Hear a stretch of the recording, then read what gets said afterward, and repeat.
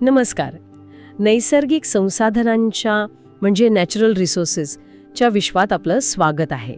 आपल्या आजूबाजूला हवा, पाणी आणि माती हे 3 घटक सतत असतात, पण आपण त्यांच्याकडे कितीसं लक्ष देतो. आज आपण याच घटकांमागचं विज्ञान आणि त्यांची काही रंजक वैशिष्ट्ये आपल्याकडे असलेल्या माहितीच्या आधारे उलगडून पाहणार आहोत एका सखोल चर्चेतून. अगदी. आपला उद्देश काय आहे तर या स्रोतांमध्ये जी महत्त्वाची माहिती आहे ती सोप्या पद्धतीने समोर आणणं, काही आश्चर्यकारक तथ्य, सरप्रायझिंग फॅक्ट्स समजून घेणं आणि आपल्या रोजच्या जीवनात या घटकांचं नेमकं काय स्थान आहे हे अधोरेखित करणं. सुरुवात करूया हवेपासून. एअर, जी आपल्याला दिसत नाही पण जिच्याशिवाय आपण जगू शकत नाही. बरोबर. हवा दिसत नाही पण तिचं अस्तित्व जाणवतं, अगदी श्वास घेताना किंवा फुंकर मारताना सुद्धा.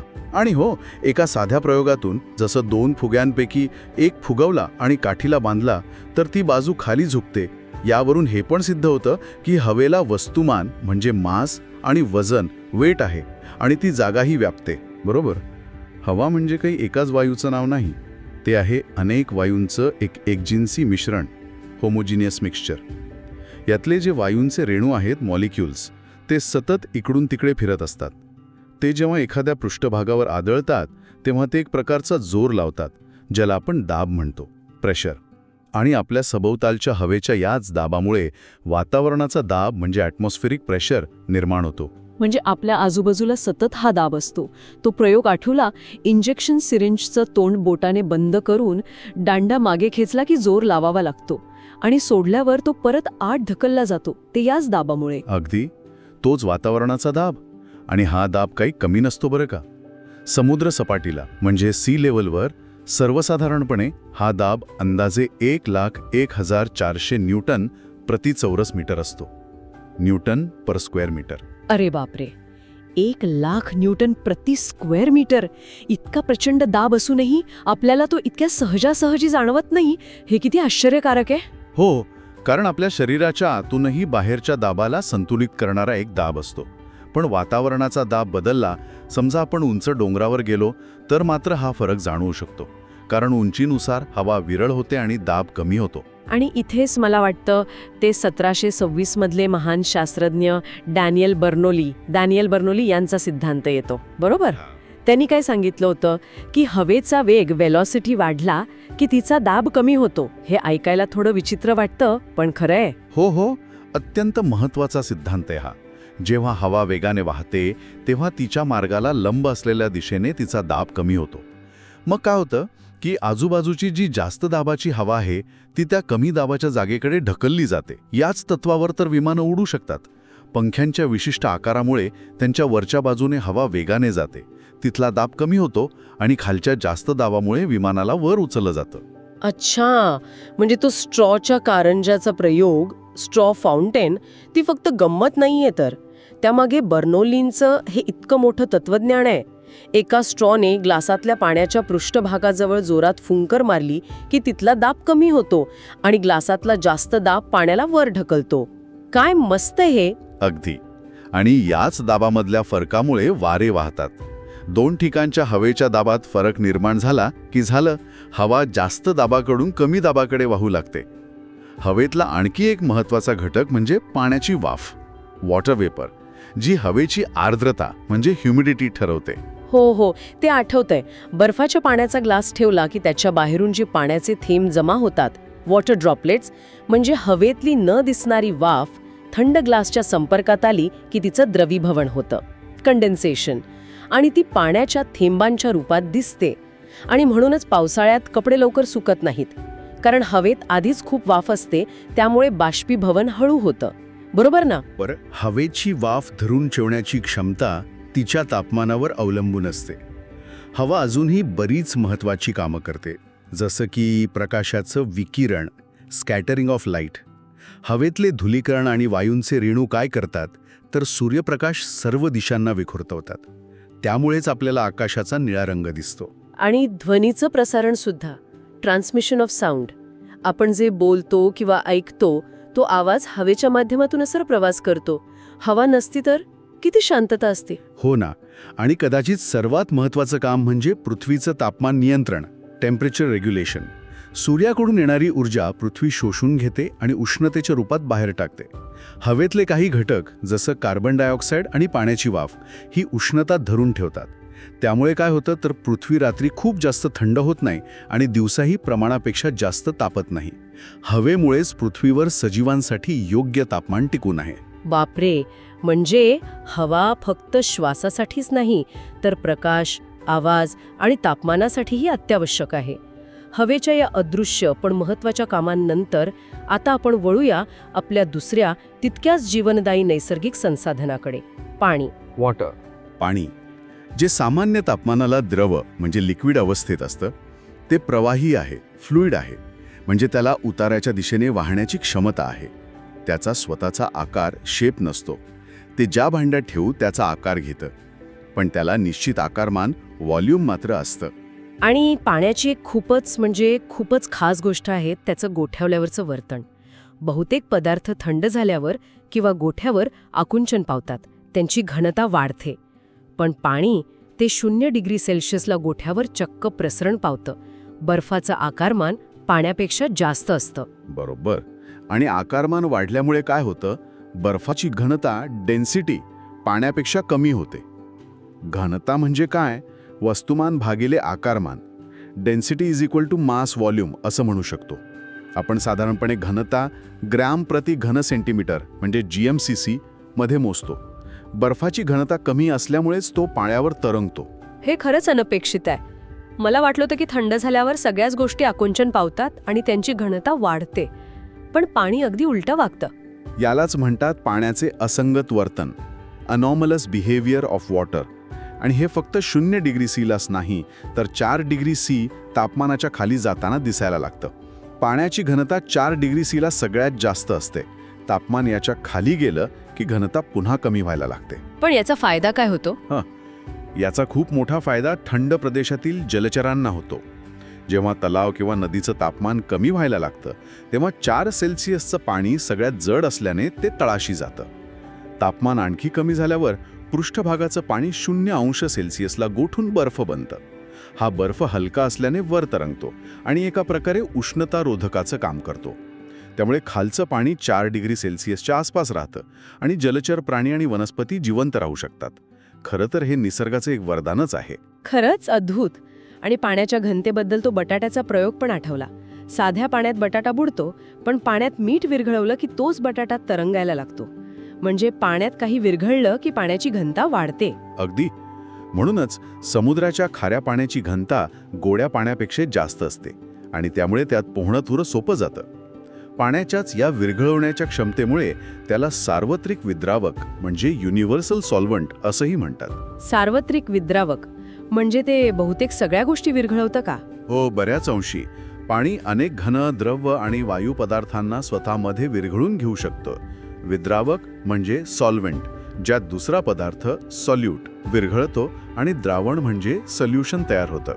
पाण्याच्या या गुणधर्माचे असंख्य उपयोग आहेत. Uses of water.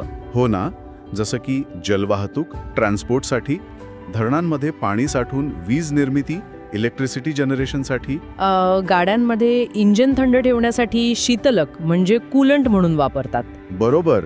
तसेच कारखान्यांमध्ये, प्रयोगशाळांमध्ये अनेक रासायनिक प्रक्रिया पार पाडण्यासाठी.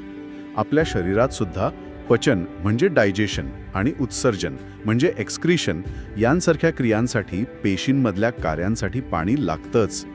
आणि अर्थातच स्वच्छता, क्लिनिंग, अंघोळ, कपडे धुणे यासाठी पाण्याची गरज असतेच. पाण्याशिवाय जीवनचक्रच थांबू शकतं खरं तर. हवा आणि पाण्याप्रमाणेच तिसरं महत्त्वाचं नैसर्गिक संसाधन म्हणजे आपली जमीन, म्हणजे मृदा किंवा माती. सॉइल. जमिनीच्या वरचा थर ज्यात वनस्पती वाढतात. हो, आणि या मातीचेही अनेक गुणधर्म आहेत. Properties of soil. अगदी तिच्या रंगावरून, कलरवरून सुद्धा बरीच माहिती मिळते. गडद रंगाची माती सहसा जास्त सुपीक, फर्टाईल मानली जाते, कारण त्यात सेंद्रिय पदार्थ, ऑर्गॅनिक मॅटर जास्त असण्याची शक्यता असते. रंगावरून पाण्याचा निचरा, ड्रेनेज कसा होईल, पाणी धरून ठेवण्याची क्षमता, वॉटर होल्डिंग कपॅसिटी किती असेल याचाही अंदाज बांधता येतो. मातीचा रंग तिच्यातील लोह, आयर्न किंवा चुनखडी, लाईम यांसारख्या घटकांवरही अवलंबून असतो बरं का. रंगासोबतच मातीचा पोत सॉइल टेक्स्चर महत्वाचा असतो नाही का? म्हणजे तिच्यात कोणत्या आकाराचे कण किती प्रमाणात आहेत यावर अवलंबून असतं. अगदी. पोतावरून मातीचे मुख्य प्रकार ठरतात. पहिला रेताळ माती, सँडी सॉइल. यात वाळूचे मोठे कण जास्त असतात, त्यामुळे पाणी धरून ठेवण्याची क्षमता कमी असते. निचरा पटकन होतो.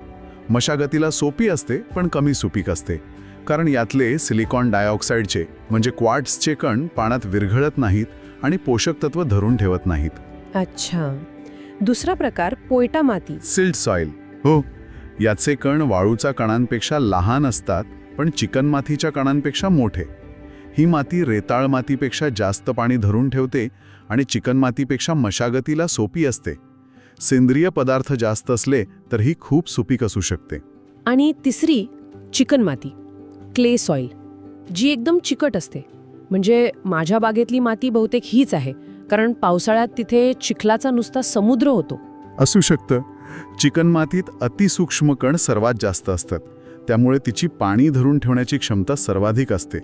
पण हेच कण इतके जवळजवळ असतात की हवा खेळती राहत नाही आणि पाण्याचा निचराही नीट होत नाही, त्यामुळे ती मशागतीसाठी जरा कठीण मानली जाते. पोत्या व्यतिरिक्त मातीची रचना, सॉइल स्ट्रक्चर पण महत्वाची आहे असं ऐकलंय. म्हणजे हे कण एकमेकांना कसे चिकटून आहेत, त्यांची मांडणी कशी आहे. बरोबर. मातीचे कण नैसर्गिकरित्या एकत्र येऊन वेगवेगळे आकार धारण करतात. कधी स्तंभांसारखे कॉल्युमनर, कधी पापुद्र्यांसारखे लॅमिनर, कधी गोलसर कणांसारखे ग्रॅन्युलर, तर कधी ठोकळ्यांसारखे ब्लॉक शेप्ड. चांगली रचना असलेल्या मातीत हवा आणि पाणी खेळतं राहतं, मुळांना वाढायला जागा मिळते, पाण्याचा निचरा व्यवस्थित होतो. त्यामुळे मातीची सुपीकता तिच्या रचनेवरही अवलंबून असते. मातीचे उपयोग, युजेस ऑफ सॉइल काय काय आहेत? एक तर अगदी स्पष्ट आहे, वनस्पतींना आधार आणि पोषण देणे. हो, वनस्पती संवर्धन, प्लांट कन्झर्वेशन हा तिचा सर्वात महत्त्वाचा उपयोग आहे. दुसरा महत्त्वाचा उपयोग म्हणजे जलसंधारण, वॉटर कन्झर्वेशन. माती स्पंजसारखं पाणी शोषून घेते आणि धरून ठेवते, ज्यामुळे भूजल पातळी टिकून राहते. आपण बंधारे, बंड्स आणि तलाव, लेक्स बांधून मातीच्याच या क्षमतेचा उपयोग करून पाणी अडवतो. एक तिसरा उपयोग, तिच्या काय म्हणतात त्याला, चिवटपणामुळे, प्लास्टिसिटी, म्हणजे तिला हवा तसा आकार देता येतो. अगदी. मातीच्या याच गुणधर्मामुळे कुंभार मातीची भांडी, अर्थन पॉट्स, पणत्या, अर्थन लॅम्प्स, विटा, ब्रिक्स आणि मूर्ती, आयडल्स बनवू शकतात. हा तिचा पारंपरिक आणि खूप महत्त्वाचा उपयोग आहे. काही खास प्रकारच्या मातीचा युजफुल सॉइल टाईपचा उल्लेख पण आहे ना आपल्या माहितीत, जसं की चायना क्ले. हो, चायना क्ले, ज्याला केओलिन, कौलिन असंही म्हणतात, ही पांढऱ्या रंगाची असते आणि केओलिनाइट नावाच्या खनिजापासून मिळते. कपबशा, क्रॉकरी, बाथरूमच्या फरशा, टाईल्स, टाक्या, टँक्स, प्रयोगशाळेतील उपकरणं, लॅबॉरेटरी ॲपरेटस, मुखवटे, मास्क्स, बरण्या, जार्स बनवण्यासाठी तिचा वापर होतो. शाळू सॉइल पण पांढरीच असते आणि बहुतेक गणेश मूर्तीसाठी वापरतात. टेराकोटा माती, टेराकोटा सॉइल, लाल रंगाची असते, कुंड्या आणि शोभेच्या वस्तूंसाठी वापरतात. आणि मुलतानी माती तर सौंदर्य प्रसाधनांमध्ये, कॉस्मेटिक्समध्ये खूप वापरली जाते. बरोबर. प्रत्येक मातीचा प्रकार तिच्या गुणधर्मांनुसार उपयोगी ठरतो. माती खरोखरच सुपीक आहे की नाही, पिकांसाठी योग्य आहे की नाही, हे तपासण्यासाठी मृदा परीक्षण, सॉइल टेस्टिंग केलं जातं. म्हणजे प्रयोगशाळेत मातीची तपासणी करतात. त्यात काय काय तपासतात नक्की? त्यात मातीचा रंग, पोत आणि महत्त्वाचं म्हणजे तिच्यातील सेंद्रिय पदार्थांचं प्रमाण, प्रपोर्शन ऑफ ऑर्गॅनिक मॅटर तपासलं जातं. यासोबतच मातीचा सामू म्हणजे pH आणि विद्युत वाहकता, इलेक्ट्रिकल कंडक्टिव्हिटी या दोन महत्त्वाच्या चाचण्या करतात. सामू किंवा pH ही संकल्पना डॅनिश शास्त्रज्ञ सोरेन सोरेन्सन यांनी मांडली. हे माती आम्लधर्मी, ॲसिडिक, उदासीन, न्यूट्रल आहे की अल्कलाइन आहे हे ठरवतं. सामू म्हणजे pH ची पातळी कशी ठरवतात? काय रेंज असते त्याची? सामू 6.5 पेक्षा कमी असेल तर माती आम्लधर्मी, 6.5 ते 7.5च्या दरम्यान असेल तर उदासीन, जी बहुतेक पिकांसाठी चांगली मानली जाते, आणि 7.5 पेक्षा जास्त असेल तर अल्कधर्मी. सामू पातळीनुसारच वनस्पतींना मातीतील पोषक तत्व घेता येतात. खूप जास्त आम्लधर्मी किंवा अल्कधर्मी मातीत काही पोषक तत्व उपलब्ध होत नाहीत किंवा कमी होतात. म्हणजे मातीची सुपीकता कमी होण्याची, कॉजेस ऑफ डिमिनिश्ड सॉइल फर्टिलिटीची अनेक कारणं असू शकतात. अयोग्य सामू, पीएच, सेंद्रिय पदार्थांची कमतरता, पाण्याचा निचरा नीट न होणे. हो, आणि त्यासोबतच वारंवार एकाच प्रकारचं पीक घेणं, repeated cultivation of the same crop, कारण प्रत्येक पीक मातीतून विशिष्ट प्रकारची पोषक तत्व शोषून घेतं. खाऱ्या पाण्याचा सतत वापर, कंटिन्युअस यूज ऑफ सिलाईन वॉटर आणि रासायनिक खतांचा, केमिकल फर्टिलायझर्सचा व कीटकनाशकांचा, पेस्टिसाइडचा अतिवापर हे सुद्धा मातीचं आरोग्य बिघडवतात. हे खरंच गंभीर आहे.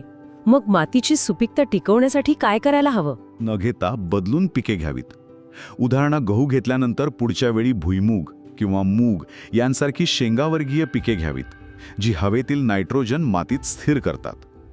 तसेच रासायनिक खतांऐवजी शेणखत, कंपोस्ट खत यांसारख्या सेंद्रिय खतांचा, ऑर्गॅनिक फर्टिलायझरचा वापर वाढवणं गरजेचं आहे. मातीचं महत्त्व लोकांना समजावं यासाठी दरवर्षी 5 डिसेंबर हा जागतिक मृदा दिन, वर्ल्ड सॉइल डे म्हणून साजरा केला जातो, हेही महत्त्वाचं आहे. तर आज आपण हवा, पाणी आणि माती या 3 मूलभूत नैसर्गिक संसाधनांविषयी बरीच रंजक माहिती मिळवली. वातावरणाचा तो प्रचंड दाब, बर्नौलीच्या हवेच्या वेगाचं आणि दाबाचं तत्व, पाण्याचं ते 4 डिग्री सेल्सिअसला असणारं खास वर्तन, त्याची विरघळवण्याची क्षमता, मातीचे वेगवेगळे प्रकार, तिची रचना आणि सुपीकता तपासण्याचे मार्ग, या सगळ्या गोष्टी आपण आजच्या चर्चेतून समजून घेण्याचा प्रयत्न केला. हो, आणि हे तिन्ही घटक हवा, पाणी, माती आपल्या ग्रहावर जीवसृष्टी टिकवून ठेवण्यासाठी अत्यंत महत्त्वाचे आहेत आणि ते एकमेकांवर अवलंबूनही आहेत. त्यांचे गुणधर्म समजून घेणं म्हणजे एक प्रकारे आपल्या अस्तित्वाचाच आधार समजून घेणं आहे. जाता जाता एक विचार सोडून जातोय. आपण पाहिलं की रासायनिक खतांच्या आणि कीटकनाशकांच्या अतिवापराने मातीचं आरोग्य धोक्यात येतंय. पण त्याच वेळी वाढत्या लोकसंख्येची अन्नाची गरज भागवण्यासाठी उत्पादन वाढवणंही आवश्यक आहे.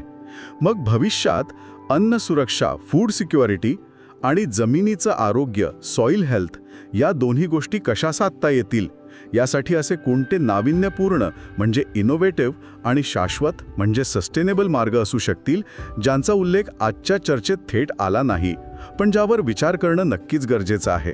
नक्कीच विचार करण्यासारखा प्रश्न आहे हा. या विचारासोबतच आजची ही सखोल चर्चा आपण इथेच थांबू.